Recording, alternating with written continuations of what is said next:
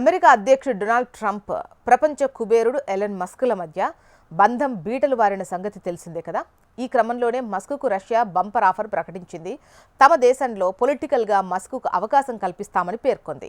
రష్యాకు చెందిన state Duma federation committee chairman Dmitry Novikov ఓ వార్తా సంస్థతో మాట్లాడుతూ మస్క్ పూర్తిగా భిన్నమైన ఆట ఆడతారని అనుకుంటున్నా, ఆయనకు రాజకీయ శరణార్థిగా ఉండాల్సినటువంటి అవసరం లేదు. ఒకవేళ ఆయన అలా చెయ్యాలి అనుకుంటే రష్యా సహకరిస్తుంది అంటున్నారు.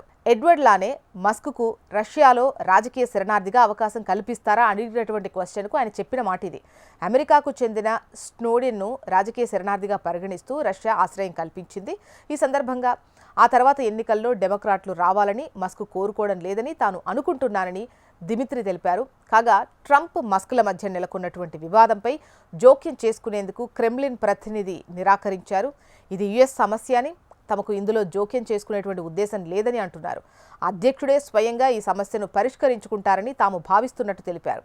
మే నెలలో తీసుకొచ్చినటువంటి రిపబ్లికన్ ట్యాక్స్ బిల్లును మస్క్ వ్యతిరేకించడంతో ట్రంప్తో దూరం పెరిగింది. ఒకరిపై ఒకరు తీవ్ర స్థాయిలో ఆరోపణలు చేసుకున్నారు. ఈ క్రమంలో మస్క్ కొత్త రాజకీయ పార్టీ ఏర్పాటు గురించి ప్రస్తావించారు. 80% అమెరికన్లకు ప్రాతినిధ్యం వహించేలా కొత్త పార్టీ స్థాపించడానికి ఇది తగిన సమయమా అంటూ ఎక్స్లో తన ఫాలోవర్స్ని అడిగారు.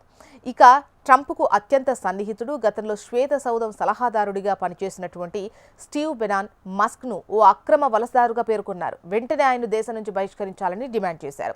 ఇక స్పేస్ ఎక్స్ సంస్థను సీజ్ చేయాలని అమెరికా ప్రభుత్వానికి విజ్ఞప్తి చేశారు.